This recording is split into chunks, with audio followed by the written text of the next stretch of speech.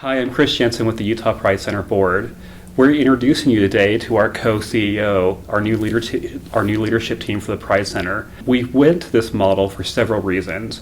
We really think what it's going to do for us is it's going to help give the community more access to the leadership here, and it's going to help the staff have more buy-in and say. It's also going to allow this leadership team to have more reach into the community and to access the community and to expand programs. So with that, we'll introduce the team. Tanya, do you want to go first? Hi, I'm Tanya Hawkins. I am co-CEO, Equity and Programs.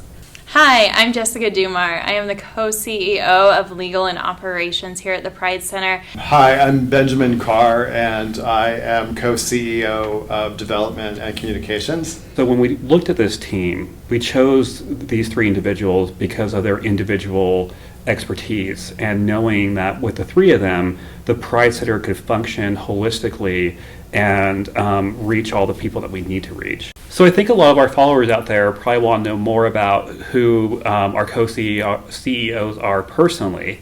So tell me more about yourself, where you're from, what you're interested in, and what you're looking forward to. So I actually don't know where you're from, so tell me a little bit more about your background and how you got here. Do you know where BYU, Idaho is? Yeah, Rexburg. Yes, so 15 minutes north of that. Has a river that runs through the town. Grew up there, then joined the military at 18, 19. Did the military, did school, went to law school, and as an adult, I've moved all over. And so Utah kind of is home. It's the first time I've lived close to home since, the past couple of years. In your profile that we sent in the newsletter, you said that you have spent some time, if I'm remembering correctly, researching sex and gender law. Mm-hmm. Like, it's the reason why the Pride Center sounded so fitting for me. And I thought I would go and do environmental law, and then being pulled into that interest was a lot of fun learning about it and researching it and finding out ways that we can create spaces that are more safe and more affirming. Yeah. And Tanya, you have a lot of community organizing background, and you're also on some review boards. I am. How do you think that expertise is going to help you with programming at the center and also community engagement? Well, being on those boards and the review committees, I will be able to reach out to the different commissioners, the different leaders of Utah, and just work together. And you'll also be working on anti-racism, right? And bringing. Oh, definitely. From generations on my mother's side, we have dealt with it.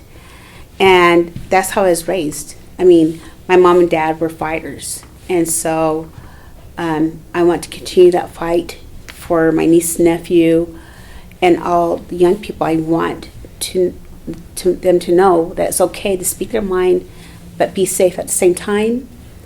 But I want to teach others, like, it is not okay to be judgmental about a person's skin color or what they're wearing or how they speak or what their disability is. It is just not okay. And I'm very passionate about that. So Ben, your background is in a lot of nonprofit work, especially from in California. And you've done some really amazing things there. Do you want to share some of the things you've done and some of the organizations you've worked with? So I spent 20 years in San Francisco working in the nonprofit arena, primarily in communications and marketing. After I left grad school, I started working at San Francisco Ballet, where I was the Associate Director of Marketing Communications. And then after that, I went on to become Director of Marketing Communications at the Contemporary Jewish Museum.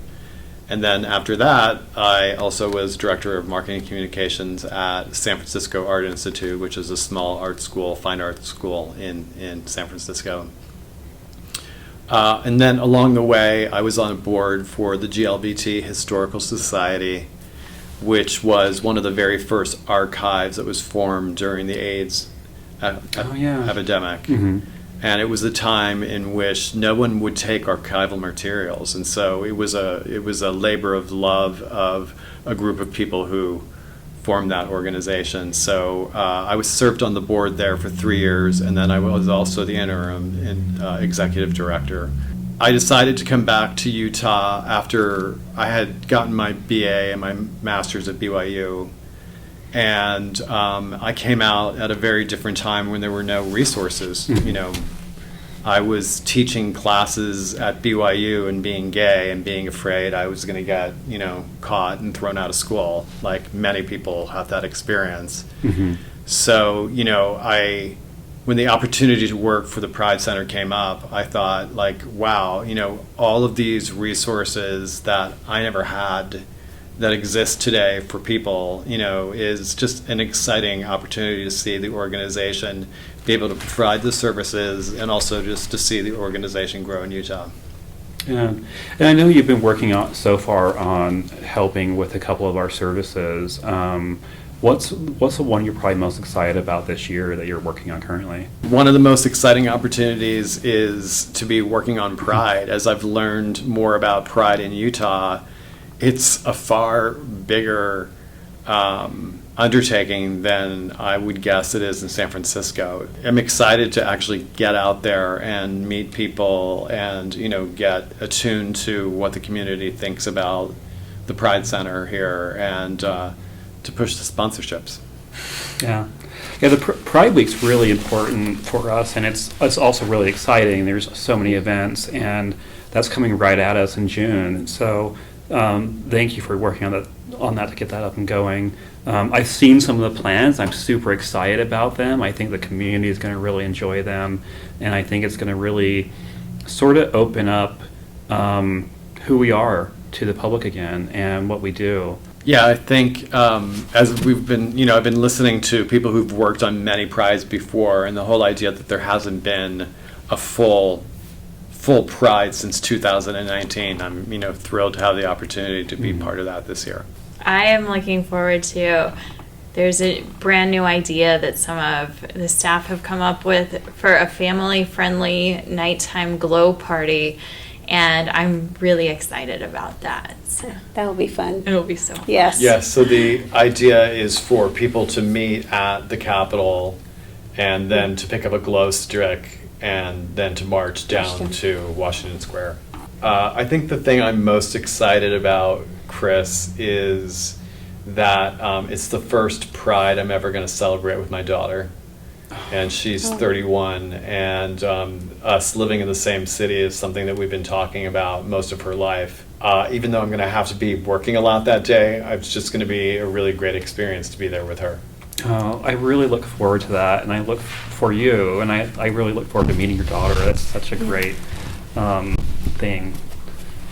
I am looking forward to just having Pride again, having everybody together, just that great energy. It's just amazing just to see all that love. So that's what I'm looking forward to. Yeah. A whole week. It's going to be a full week of activities, and I'm really looking forward to revealing that to the public and seeing people out and about, hopefully without having to worry about COVID as much in the summer. But definitely taking precautions. Yeah.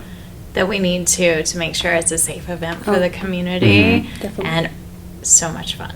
One of the things I'm most excited about as board chair for the Pride Center is seeing what this co-CEO team does.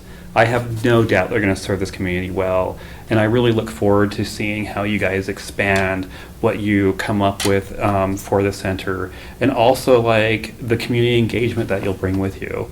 I think that's something we can all look forward to in the coming year.